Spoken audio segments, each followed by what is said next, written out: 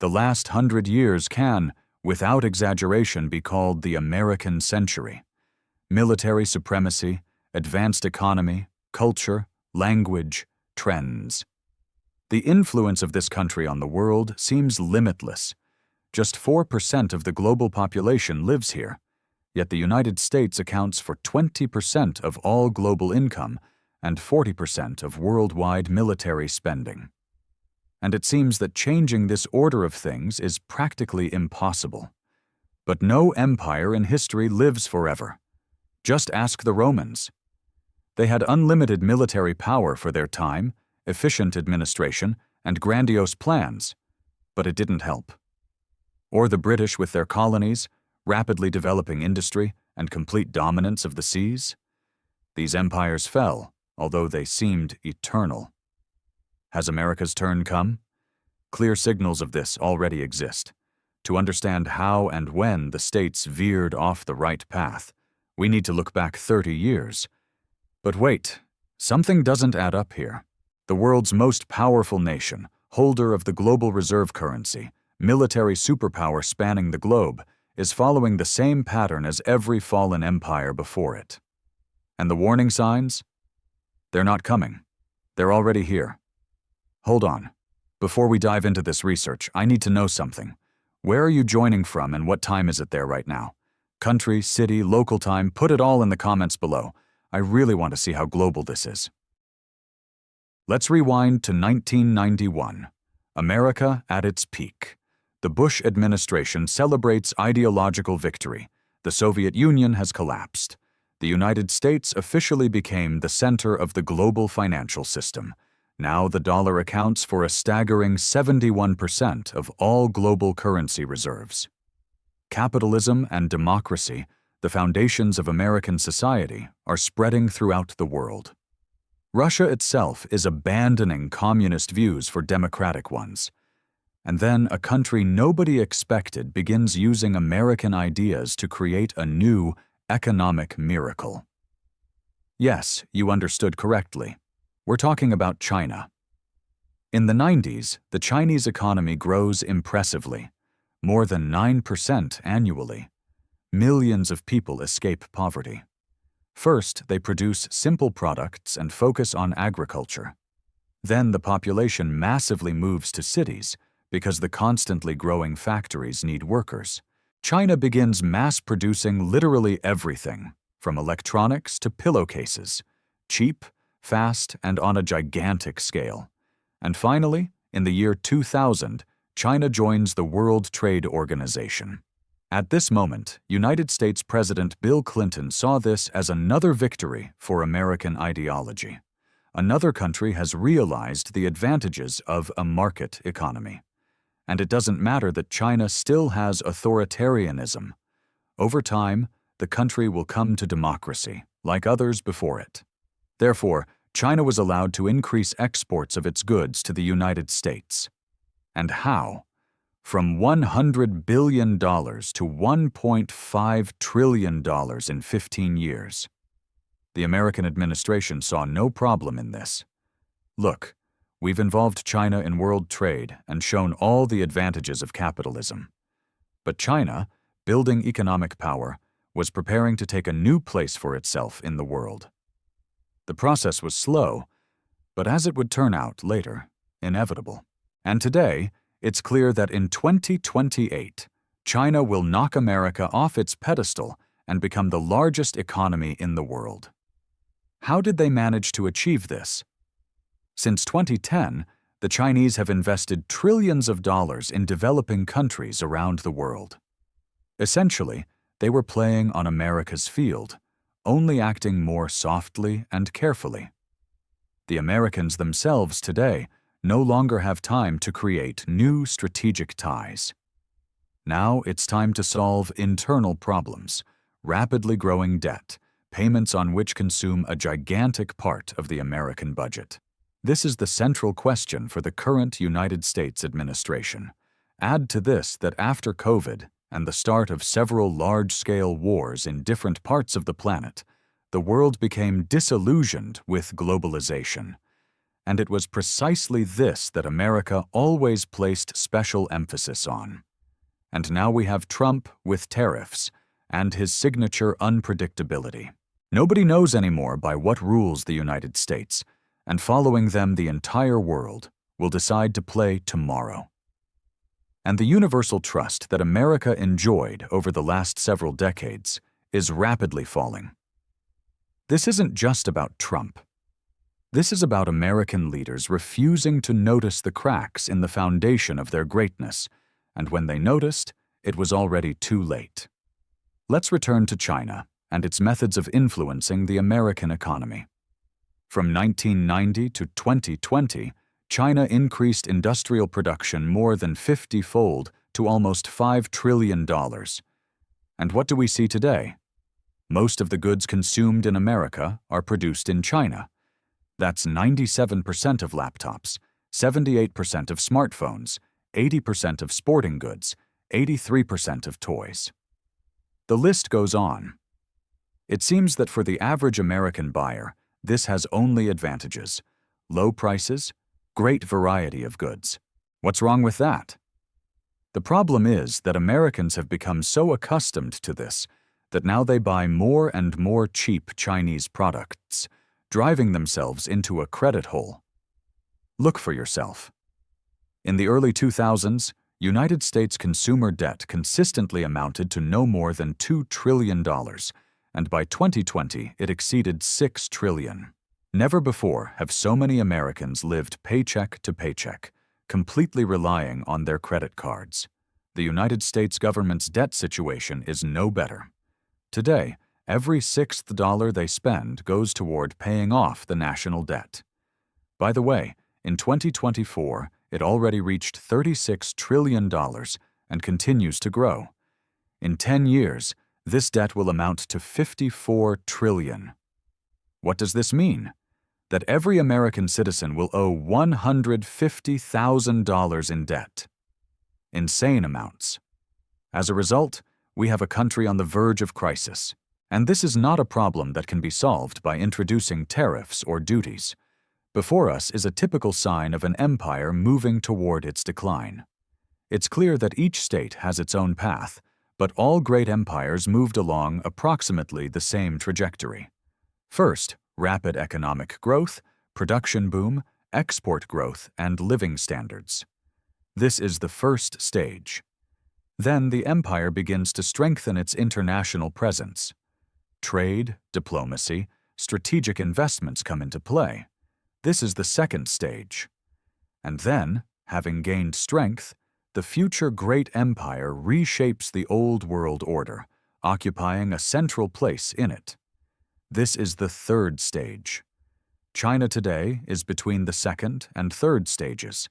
Then, after a period of stability and prosperity, comes decline. This is an inevitable step in the cycle. Take the Dutch Empire as an example. In the 17th century, this was a powerful maritime and trading power with its colonies and trading posts around the world. No one could compete with it when it came to financial institutions. Holland rushed forward, and this required money, and the government spent more and more, not really thinking about how it would repay these debts. And what happened in the end? By the end of the 18th century, Holland fell into dependence on foreign cheap goods, accumulated debts, and could not cope with a bloated government and a growing gap between rich and poor, which ultimately led this empire to fall. And as you probably noticed, these signs are present in the United States too. But let's return to China. What distinguishes its methods of conquering a dominant position in the world from American ones? They have a clear strategy. Invest now to dominate in the future. The Chinese don't consume in such quantities as Americans or Europeans. If in the United States 70% of GDP is spent on consumption, in China this figure is only 39%. The Chinese population prefers not to spend their money, but to save. By the end of 2023, household savings in China reached a record $19 trillion. That's approximately $57,000 per person. And as a result, the Chinese government has a gigantic cash reserve, which they prefer to spend on long-term investments. Construction of high-speed railways, investment in green energy and ultra-modern industry, and not only within their own country. In the 2010s, China took the main step toward a new world order. They began implementing the Belt and Road Initiative strategy. What is this? A large-scale project that should maximize ease of trade between Asia, Europe, and Africa. It covers more than 150 countries and 75% of the planet's population. Over the past 10 years, China has invested almost $1.5 trillion in building ports, railways, and power plants in developing countries. Special emphasis is placed on Africa. This is a very thoughtful move. By 2050, 25% of the world's population will live in Africa. That's why the United States continues to stubbornly fight for power on this continent, but unsuccessfully. China is far ahead. Let's look at the numbers. Over recent decades, China has built 12,000 kilometers of roads in developing countries, more than 20 ports, and 80 power plants. Take the United States and their time frame not of 10, but of 30 years. Here we find only 800 kilometers of roads. But America has participated much more often than China in foreign military conflicts. And this is the main difference between the approaches of these two giant countries. Since the beginning of the 21st century, the United States has managed to participate in more than 70 conflicts on the territory of other countries. Take the most famous case: Iraq. According to rough estimates, 10 years of military action cost America more than $2 trillion. And as is known, this brought no results. The policy of spreading democracy and capitalism through military power turned out to be expensive and not very viable. China never imposes its political system on anyone. All they need is to strengthen their influence through cooperation and partnerships. It doesn't matter what ideology, political system, or value system a country has. China will cooperate with it if it brings them benefit. And it seems that China's approach is now winning over the American one. This is visible using the example of Africa.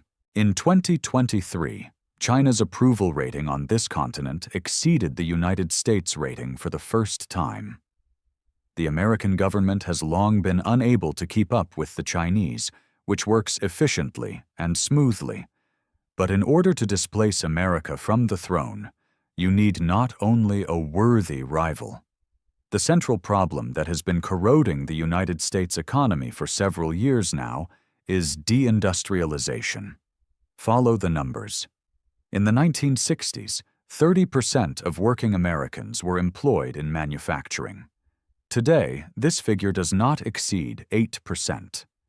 Why did such a decline happen? Remember those cheap goods from China and other countries. Why should local companies try to compete with them at a loss? Take, for example, the American South, which specialized in textile production. Most factories moved their production to Asia, where there is a lot of cheap labor. Or thriving industrial centers like Pittsburgh and Youngstown. Once these steel cities were locomotives of American industry. But as soon as markets became more open and accessible, production was cheapened by moving it to other continents. And so the sector that once provided stable and well-paid work for millions of Americans was virtually destroyed, and the United States is now completely dependent on China, where literally everything for the American market is produced, from iPhones to the favorite yoga pants of wealthy housewives. You'll say now, but wait, the United States economy has still been growing at high rates since then. Yes, that's true. But the problem is that growth indicators are just numbers on paper. Yes, according to them, the average American has become richer than 40 years ago. But has he really started living better? Imagine the life of an average person in the 1980s. He works at a factory, has a good salary, guaranteed employment, and therefore a clear planning horizon. And then the United States economy begins to change rapidly, restructuring from manual labor and traditional skills to technology and investments. What will happen to this factory worker when production moves to, say, Bangladesh? And it turns out that an increase in income really did occur. Only it occurred among those who were already among the richest members of American society. But the share of income received by people with average and low income, on the contrary, decreased. Statistics confirm this. Today, 1% of America's richest people own 30% of the country's entire wealth. In the 2000s, this figure was 22%. Over the same 20-plus years, average income in poor segments of America's population has hardly changed and amounts to $28,000 per year, and the number of poor people has grown from 25% to 30%. The image of the American dream, the one in which anyone who works hard and pursues their goal will definitely achieve success, is destroyed. The gap between rich and poor is growing. Getting out of the poor and even middle class is becoming increasingly difficult. Add to this that over the past 40 years, America has experienced a colossal increase in housing prices. The house that in the 80s could be bought for $60,000 now costs at least $400,000. And the incomes of those who need this housing, we remind you, are not growing. And what does such an economic situation lead to? Complete disappointment in one's own state. The average American understands that there is no longer a clear path to success, and neither labor nor determination nor working 24/7 will help him. These trends reached their peak in the 2024 presidential election. Still asking why Trump won? Because he promised to return America to its golden age, limit the import of foreign goods, and revive industry in the country. So how does Trump want to prevent the fall of the American empire? Well, first of all, with the help of tariffs. Here's a simple idea. We introduce a tax on imports. Enterprises, due to increased taxes, return production to the United States, and everyone wins. And as a bonus, they should collect almost $2 trillion for the government over the next 10 years. This way, the American administration will be able to close its debt. And all this seemed, to some extent, even a logical idea. But everything didn't go according to plan. 10 days after the legendary announcement of tariff percentages for different countries, Trump's team backed down. Why?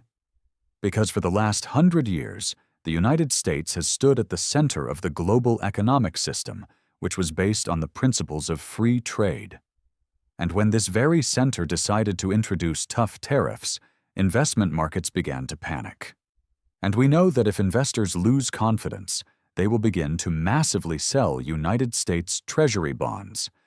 Then interest rates will soar, and the American government will have to repay its debt of $38 trillion under even more monstrous conditions. This would entail a budget deficit and a new financial crisis. We think that Trump's team understood this, but took such a rash step with tariffs. There are no other options. And this is another alarming signal. The American empire is entering an era of its decline, just like the Roman Empire, which before its extinction introduced chaotic new taxes and confiscated the property of its own citizens. Or the British Empire, which abandoned the gold standard and economically isolated itself after World War II. And while the United States is trying to free itself from such unsuccessful decisions of the past, on the other side of the Pacific Ocean, China continues to implement its long-term plan. Investment and looking to the future. This is their course. And it seems that now the Chinese century is not just a probability, but already an inevitability. So what are the 3 clear conclusions we can draw from this pattern? First conclusion. Economic dependency is the silent killer of empires. When America allowed its manufacturing base to hollow out and become dependent on Chinese production, it handed over strategic control.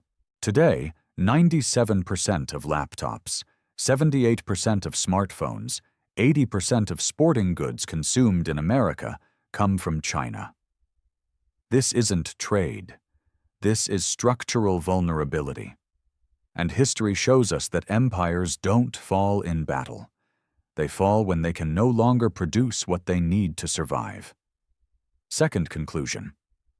Debt is the weapon that empires use against themselves. The United States national debt stands at $38 trillion in 2025 and is projected to reach $54 trillion within 10 years. Every sixth dollar spent by the government goes to debt service. Consumer debt exceeds $6 trillion. This isn't sustainable growth.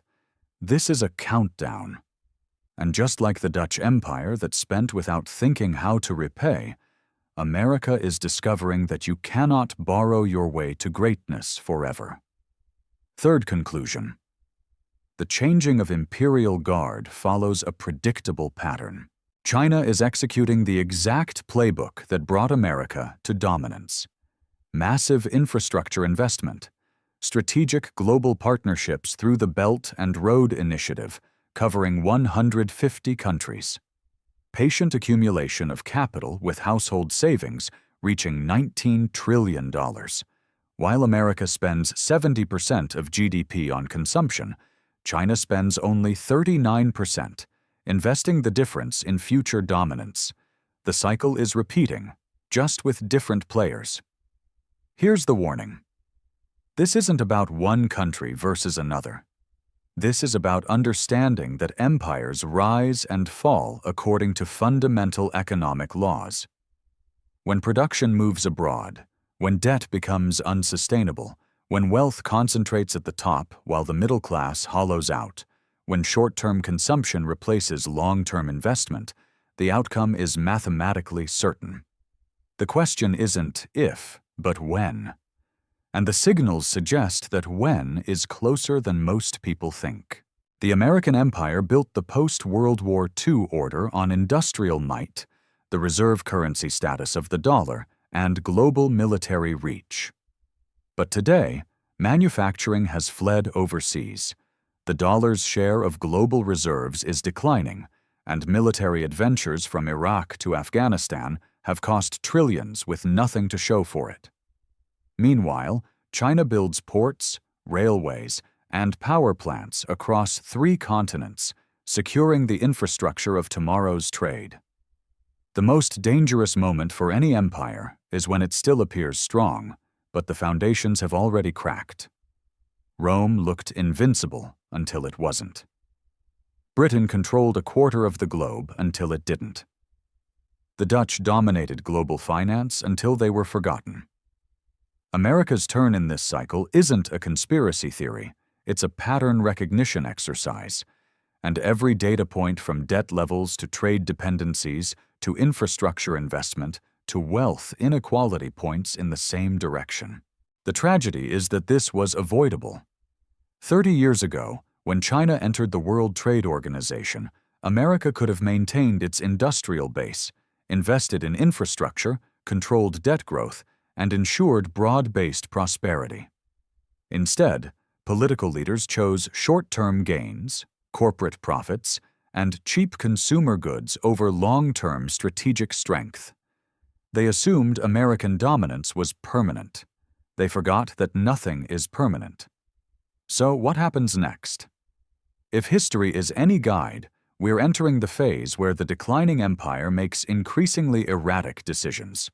Trump's tariffs, reversed after 10 days, are just the beginning. Expect more desperate measures, more economic nationalism, more attempts to force the world to play by rules that no longer serve anyone's interests.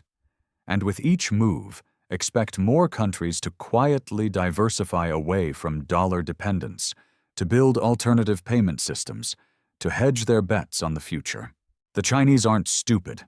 They watched what happened to every empire before America. They learned the lessons. Don't overextend militarily. Don't let consumption destroy savings. Don't depend on others for what you can produce yourself. Invest in the future, not just the present.